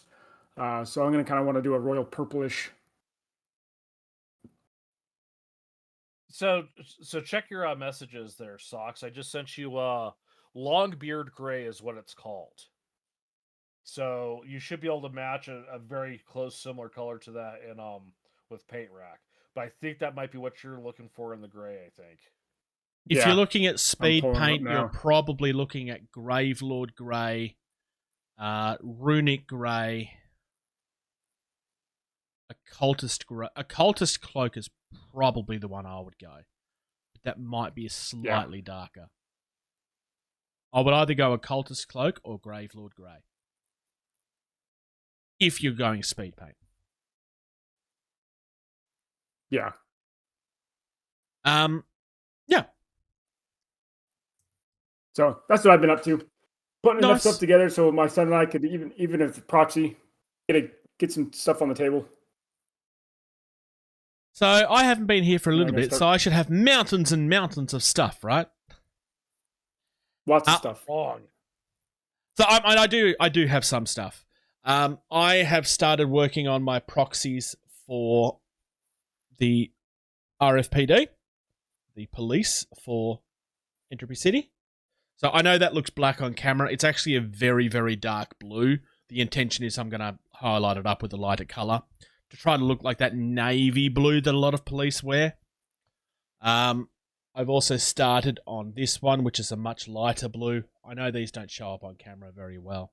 It's my webcam, unfortunately. And that one doesn't have any paint on it, so it's boring. So I have actually started working on those because I want to start kind of testing the other factions. But the other thing has been teased behind me all episode. So for those of you just listening, go to YouTube, have a look at the video version. But I have been painting up for 2 months now. The new box set for Warcrow. Well, the Scions half of it at least. For those watching the video version, I'm just going to show pictures on the screen because trying to show them on camera as I just showed doesn't work. You two can look at Discord because I shared them earlier. I painted up all of these slowly but surely over the last few months. I'm really, really happy with how they've turned out. It's a mixture of different techniques. It is largely speed paint, but I'm kind of happy with the weathering that I've managed to get on it. The red is kind of, it's coming off as that creepy, ethereal, almost muscle type red that they've clearly been going for. But the other thing that I've done, which I'm very happy with, is also being teased behind. I've managed to get it so that that box and the Beyond box all fits inside of the actual box. So it becomes a game in a box, or at least my half of the game in a box. Nice. These are trays that I had originally got cut for Don't Look Back, but they turned out to be slightly too thick for the VHS boxes. So they've kind of been sitting unused. And I managed to... I kind of realised, he says, reaching behind him, that they're the perfect size. Please don't fall out. For Warcrow. I do still have a couple of spaces in here to go. In theory, I have enough room in the box for a third one of these trays for when I buy the next lot of miniatures. I imagine the husks and probably one more might fit in the box before I have to get extra storage. It's going to depend on sizes and stuff, obviously. But I'm really happy with... I just got lucky with this. I was lucky that they can kind of fit all together. Otherwise, I've also been base coating some burrows and badges because I got this stuff like 12 months ago. And I finally undercoated that. I did start painting this the other day. I bought these a little while ago, right? This is the World War II stuff. At some Yeah, point, yeah. this has fallen off my table, and half of his fingers have snapped off. Very upset. Oh, That's the issue with the 3D printed resin, right? But since it's World War II, you can just paint them as bloody stumps. That's actually not a bad idea. I'm just going to ignore it because it's fine. So like I do have a bit of stuff, not as much as I probably should, because like I took off the last episode because I desperately needed it. So I just took time for myself. I did paint a little bit, not as much as I probably should have. I've just been doing other things. I've been working on the cards for Entropy City quite a bit, kind of working in the rules and that as well. Just while the motivation was there, just doing what I was inspired by. So, yeah. Talk nerdy to me. So when we were preparing for the Bruce hiatus, we were tossing around some ideas of game top topics, and I thought of this one, and Bruce was like, "Ooh, that's really good." I'm like, "Okay, we'll save that one." Just for the record, So- I wasn't saying that so that you would save it. I was just saying that's a really good topic. But the way you reacted to it, it's just like, okay, no, Bruce needs to be involved in that conversation. Bruce wants to be part of this one. Because this is actually a topic that people just don't talk about. A game you wish you had never heard of or played. Because usually, it's just like you sit down, you play a game, and you're like, yeah, it's all right, or you get into it and you start playing it. But I've never heard people talk about like, yeah, I played this once and I wish I'd never touched it. I genuinely struggled with this. Because, I mean, yeah, there's a lot of directions I could take this. Not all of which are negative. I might go last because I do have a thought in mind of where I'm going to go with this. But the thought is genuinely, I wish I'd never heard or played of it because I kind of wish I could start again from scratch without knowing what I know now. Sure. But that is one. The other is I really didn't enjoy that, so I really wish I'd never gone there. Especially if you're in the case of bought a whole heap of stuff, got excited, and then realized you didn't enjoy the game, which is not uncommon in this hobby. Because shiny syndrome is the thing. But you guys have been waiting on this for a couple of weeks, so I think you should go first. Well, go ahead, George. Mine's actually fairly simple and straightforward. It's Warhammer Hordes. Okay. At the time when I was getting back into doing stuff, everyone was playing it, and I'm like, all right, I'll check it out. And at the time, I got the starter set for Protector of Mennoth because I feel like that's the faction I wanted to play. And then the Privateer Press had like the big army deals, and I remember we were talking about these, Bruce, because you were like, "Ooh, that looks really good," and we were trying to figure out like, because they weren't available for you in Australia. Yeah. And we were looking at like, what is the most feasible way to get one of these and get it to you? And there wasn't. But like the game store, I was talking to them like, can you get this? They're like, nope, that's a direct from this, and we can't do that. And I was just like, oh, and they're like, but you should just go ahead and get that because we cannot come close to matching those models for that price. And I'm like, oh, I did end up okay. getting them, and then I got ripped off in the process as well. So I did get that, and I was, as I played more games, I was just like, I really don't like how this game plays. It's too tournament focused in the way the rules are set up. And then the more and more I play it, it's one of those things where it's like if you make a mistake, you've literally just lost the entire game off one little mistake. And I was like, I really don't like that. Yeah. And then as I got to putting the models together and stuff like that, I was just like, the quality on these is real crap. Like the plastic they used was just it's the restic stuff. Yeah. And then some of the kits are a combination of that plastic with metal pewter. Like, oh, I've got opinions on one or the other. Quite frequently, the metal pieces were on top too, which made them extremely top heavy. Yep. Yeah. This is a lesson they eventually learned. And then the issue of Like, even like the single piece, like, just the normal troops, like their detail was just absolutely crap because of that plastic. But then most importantly, when putting the jacks together with the plastic and the pewter pieces, there were gaps everywhere. And like all told, I spent probably $300, and that's on the starter set, the one box, and then I got the faction dice, the tokens, the accessories for the game for your faction. $300, and I've not really touched it. And I was just, my where I'm at right now in the hobby, it'd be no different had I not bought that. Now, there's another game that I have on my list here for this, but I'll share that for later.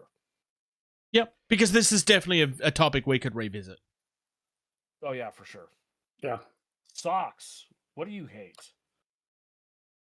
So this is going to kind of sound weird because it is a game that got me into this hobby. Flames of War.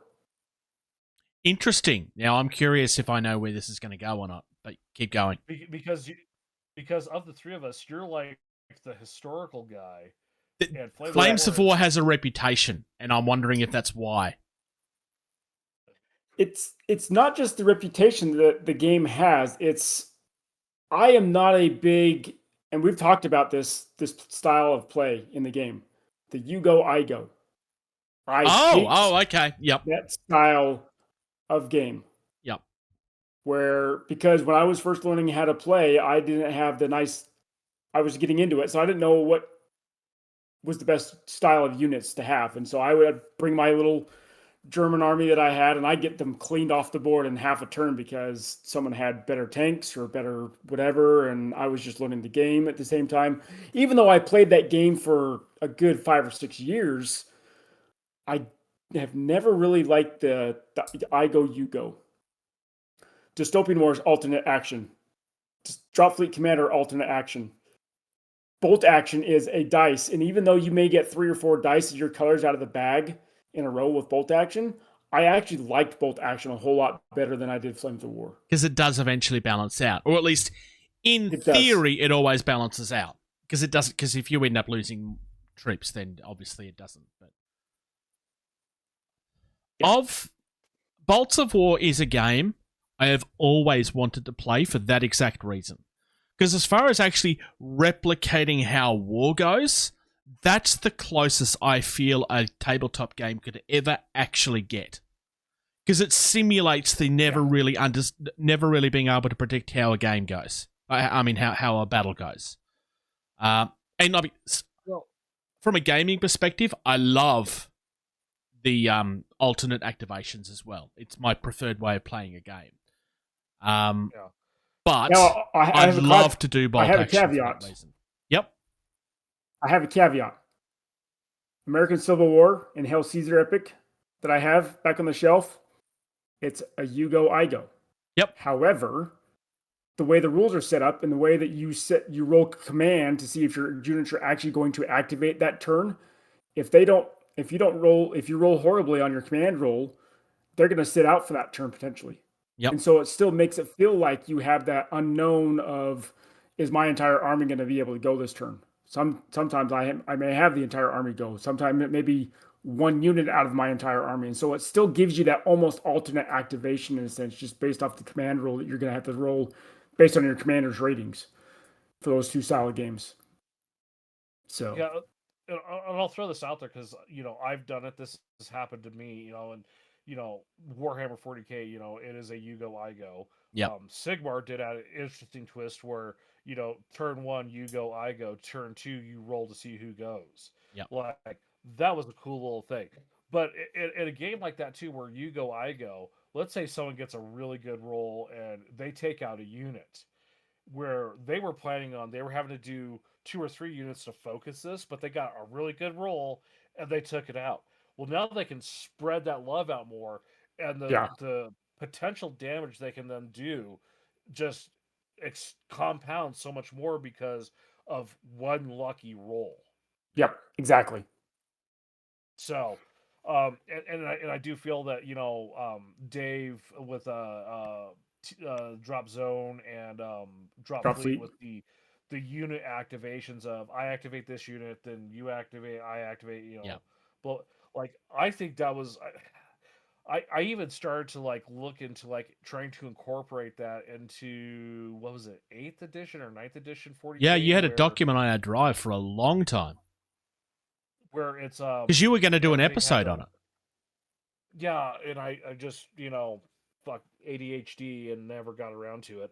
But what was it? Command points or something like that, where like units were worth so many points, Yeah. and doing the same kind of thing of like I'm going to activate this unit, you're activating this unit. Okay, which one has the? Okay, this one goes first, and this one, and you go down the line. I think that's just a so much better way to play the game because then it's like you have turn one, everyone does all their stuff at the same time, alternating activations. Then you have turn two and just do that, not my turn one, your turn one. Like, yeah. Yeah. Um, I have never played it, but from what I understand, The Lord of the Rings fixes a lot of the problems that most of these games create.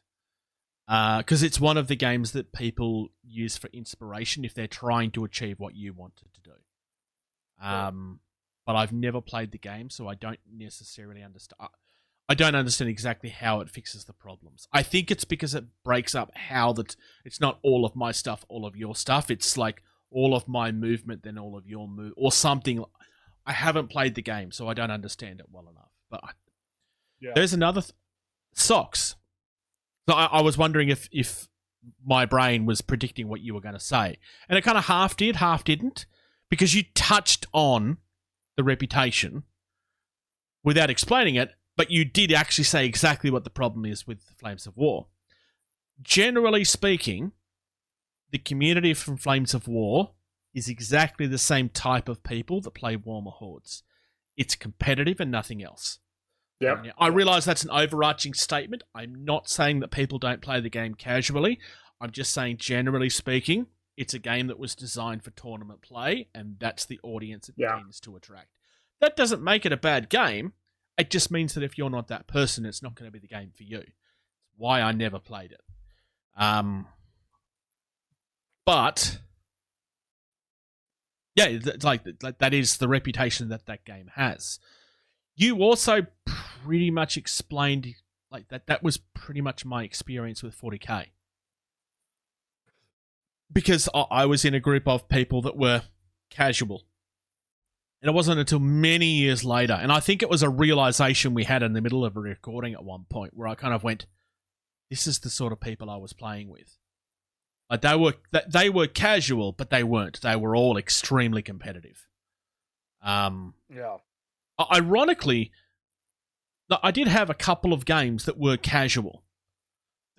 My best game of 40K I ever had was with one of the best players in the state. And I mean that quite literally, at a Games Workshop store, and he played the game casually to show me how to play my army at the time. Now, I also had a friend that used to try to do this with me as well, but he was just, this is not a go, I'm not having a go. Some people just don't have the ability to not be competitive when they play, and don't even understand that that's what they're doing. It's kind of like what is it like when you're punishing a kid. You have to be nasty to be nice, or whatever that saying is. I know I'm getting the saying wrong, but like if you don't play against people that play this way, you'll never learn. Which isn't a bad mindset to have, but if you're not that person, it doesn't help. Well, and I'll throw this out to you as well, because the guy you said, he was literally like the best player in your region, right? Yeah. One of, right? So usually when people get to that level where they are that good, like they know the rules in and out. They know them so good. They know them. They know the game so well. They don't have to have one style of play. Yeah. If you're one of these people where, you're trying to play the game, you're constantly playing in tournaments because that's all there is, which sometimes that is, you learn one style of play and that's all you can do. But if you get to the point of you are so good that you can everything, you can develop different styles of play. Yeah. Like, I had gotten to the point with my Shaltari where, this is the Grow League, whoever wins gets points, points comes out on top. And so when I'd sit down to play, the Grow League game, I was wiping the table because I learned how to shoot all my guns. Yeah. And then when someone would be like, how do you do that? I'm like, all right, cool. I'll show you. And because I'd learned how to do it so well, I could show them how to play and how to play against it of, see what I'm doing? Don't let me do that. Yeah. Do this to try to stop me. Like, and I think that's probably where that was. So, I don't know if I wasn't paying attention enough. What's your game, Bruce? I hadn't actually said yet. No, I was commenting on your stuff. Gotcha. Okay, sorry. I've kind of I did kind of tease it, but I haven't actually spoken about it. So I'm kind of taking this question in a slightly different direction. Because, yes, this is a game that I wish I'd never heard of and I wish I'd never played. But it's not... In hindsight, I didn't enjoy the game and I've struggled with it ever since. It's a game that I've genuinely tried to get back into several points at this stage. And given up halfway through, hey, can you figure out what it is yet? Yeah, I'm talking about 40k. Yeah. Because I tried buying in with Eldar, never touched any of them, sold all of the kits before I built most of them. My Kroot has still never been finished. I actually literally just boxed them up last night because the ones I did finish I'm very proud of, but they're not seeing the table. It's not happening. I mentioned the Necrons earlier, but I'm not saying this because I'm hating on 40k. I mean, I had a negative experience while I was learning the game, and I will say a lot of that is because of me. It's not necessarily because of the people I was playing with. I mean, yes, some of it is because of the people that I was playing with, but that doesn't make them bad people. I wish I'd never heard of the game and that I'd never played it, because I would love to be able to have the experience of learning the game again without all of that negative feeling. Like, I struggle, like, I've wanted to get back into 40k a number of times, but it's my history with the game that makes it so difficult, because it means that I have a negative bias, because fairly or otherwise, the game does a lot of things that I don't enjoy. I don't like the you go, I go. I've never liked that. The main reason for that is exactly what Socks just described. A lot of the time, by the time I got to have a go, I was missing half of my army. Why? Yeah. Because the people I was playing with in my casual game didn't know how to play casually. Or chose not to play casually because it makes them feel good. Yeah. Some of these people do it deliberately. Some of these people don't. For some people are just competitive because it's what they enjoy. It doesn't mean that you're a bad person. I know it kind of feels like that's what Socks and I are saying, but that isn't the case. Like, if you enjoy playing competitively and you're up against other people that like playing that way, it's great.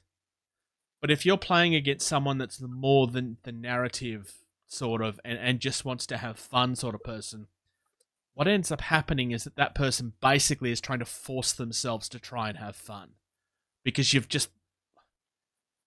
ruined the experience for them, not deliberately. Yeah. And then you end up in that situation, Socks. Like, this is me asking more so than telling, where it's like, I know if I leave the table at this point, I'm being rude and I'm doing the wrong thing. I have to pretend like I'm having fun and I'm enjoying myself, because if not, I am the bad person. Yep. It's not a way that you should ever feel. You should never feel that way at the table. And again, They're not doing this to us on purpose, most likely. Some of them might be, but that's very rare. What we should be saying at this when we're playing against these people, realistically, is, hey, I'd like to play this more casually. Can we not be super competitive? Or if this is the direction the game is going, we probably should go, yeah, this isn't really going very well for me.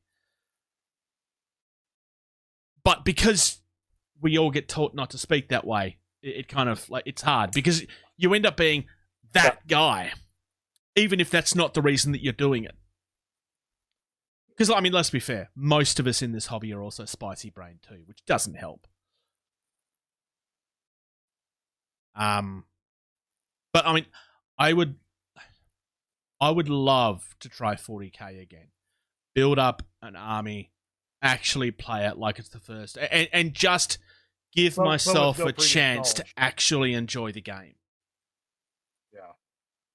But I can't do that because I have too much negative experience with the game.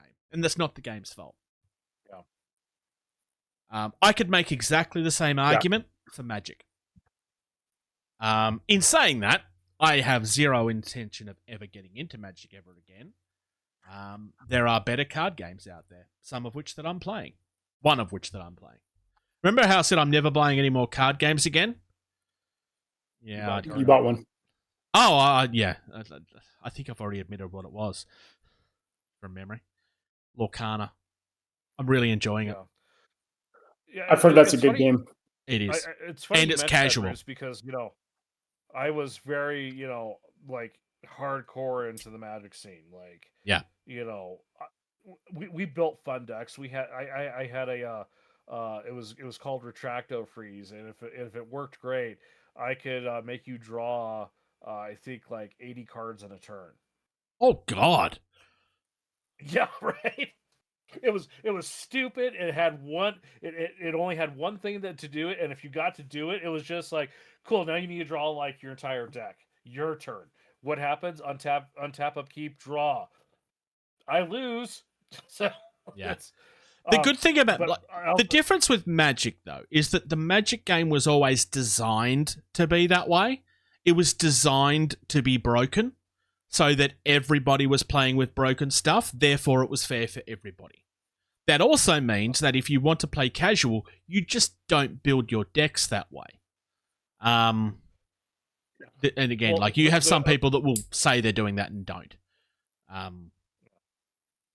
But as like any other game, it has a power creep, right?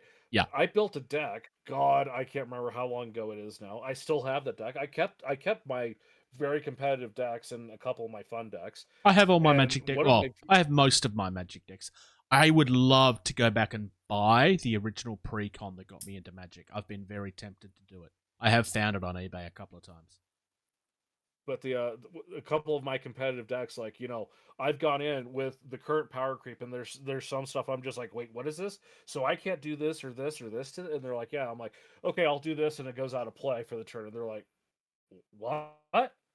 You can't do that. I'm like, yeah, this is how this works. And the purpose of that deck was, once I got everything in place, I kept putting 2 of their lands back on top of their library, so they can never draw anything else. And they never draw anything but the land I keep putting there. And I'm just like, you want to give up, or do you want to keep doing this for the next hour? And they're like, that was my win condition with that deck, was like, are you going to quit, or do you want to keep doing this? So you built a deck, and the only purpose of that deck was to piss people off. Yes. And the thing is, George is that player, folks.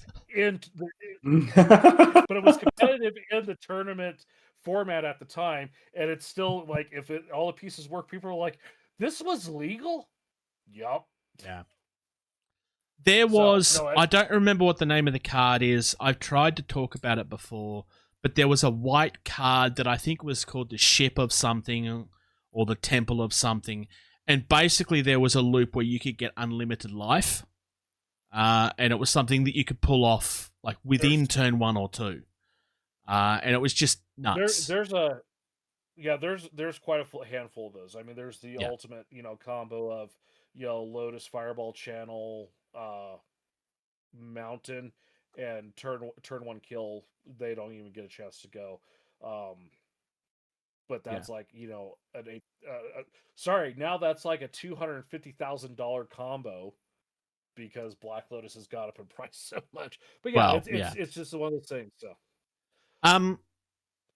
look at Socks. Magic for one of the Magic is No, a I'm game looking that over. I'm looking at paint colors. Sorry, looking at paint colors. Magic is one of those games where, like, to this day, I still enjoy Magic, but I can only play Magic under very, very strict conditions, and I have to be in the right headspace for it because the game has been ruined for me that much. Unlike 40k, though, like there is still conditions where I can play Magic. Yeah, I will never do a draft. I might talk about that one. There's another topic we have coming up at some point, which is your weaknesses in the hobby and gaming. And that's where I'm going to talk about that. Because there's things that I know about myself that I just know, and it's the reason why I don't do certain things. Yeah. But like casual Magic, I really enjoy, but I will never play competitive Magic ever again because it just makes me miserable. It's just the way it is. Lorcana is like it's at this stage is a game that can't really be played that way. I mean, I'm sure there's people out there that will find a way of breaking it. I'm not going to mention any names because some of them I know. I guarantee you they will find ways of breaking it if they really want to.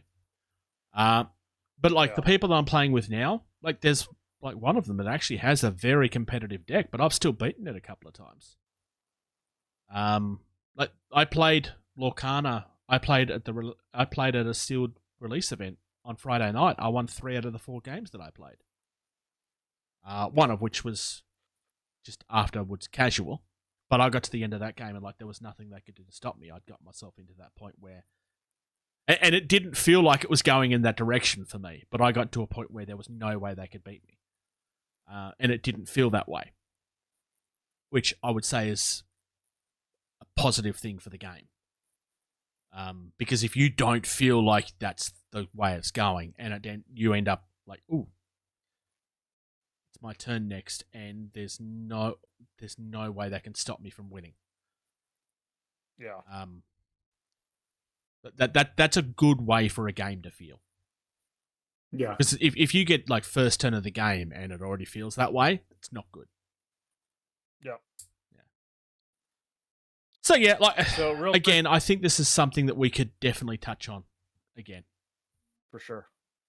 So real quick too, before we move on, just want a quick mention for Ben.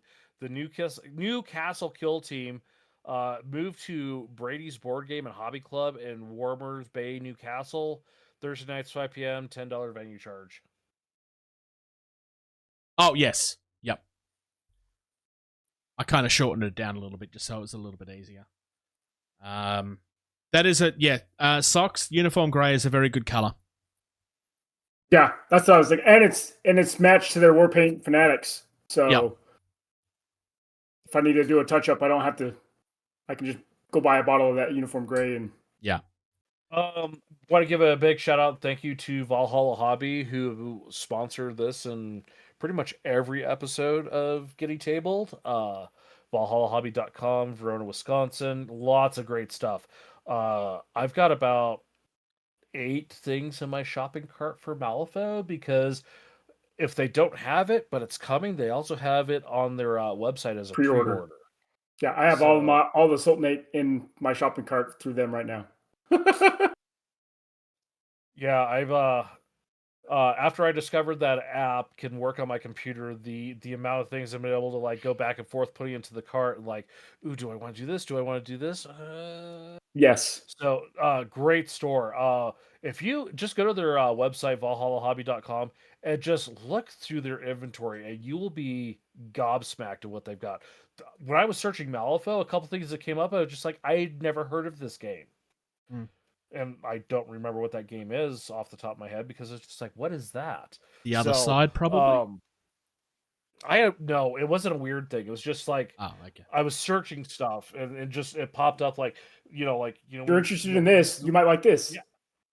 Well, it wasn't that. It was just like, like part of the word was in this game too, and it's just like, what is this? So I really wish I could remember, because that'd be a great example of like their wide range of stuff. Like they had stuff I'd never heard of, which I mean that's not saying much because there's lots of stuff I've never heard of. But for a store to have that kind of inventory to where they have things that you've never heard of, I mean that just shows how much they are into the hobby and making sure they support the gaming culture and the people that play the games, Especially with being a single store.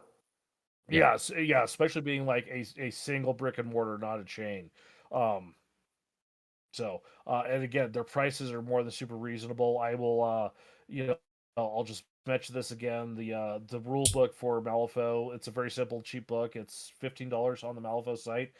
They've got it for 12, and their shipping is very reasonable.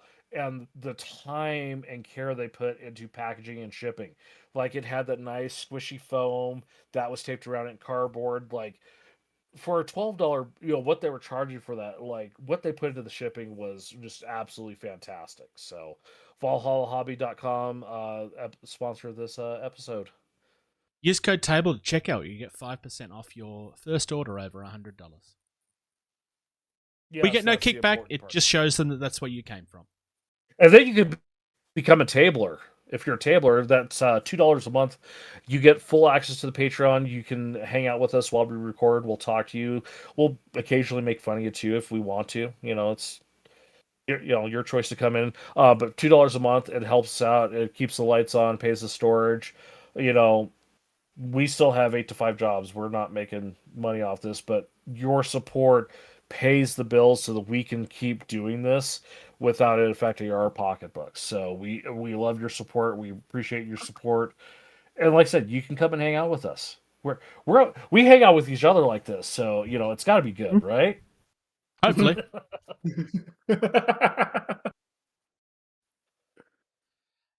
If you want to follow any of the stories that was talked about on today's episode, you can find the links to those stories at gettingtabled.com. Go to the podcast tab. All of the links for the most recent episode will be there. If you want to follow us on socials, facebook.com/gettingtabled. That's the most active. You can also find us at gettingtabled at X, Twitter, Instagram, Blusky, Threads. We have a Reddit, which is r/gettingtabled. If you want to reach out, gettingtabled@gmail.com. The YouTube is youtube.com/gettingtabled. The video version of this podcast is released on Thursday. Early access to the Patreon. If you're not entirely sick of me, you can also find me at the Toy Reel YouTube, which is youtube.com/toyreel. And if you're curious about action figures, yes. And Entropy City has a website, which is entropycitygame.com. Thank you, Socks. Yep, you're welcome. You're the scum Why of the did earth. you thank him? Because he turned up. I'm not paying you either, just for the record. I know you're not. Thank you, George. Thanks, Bruce. Thank you. Thank you. Thank you. Thank you. Thank you. Thank you. Thank you. For listening to Getting Tabled. Music used in this podcast was created by Eric Matyas at soundimage.org.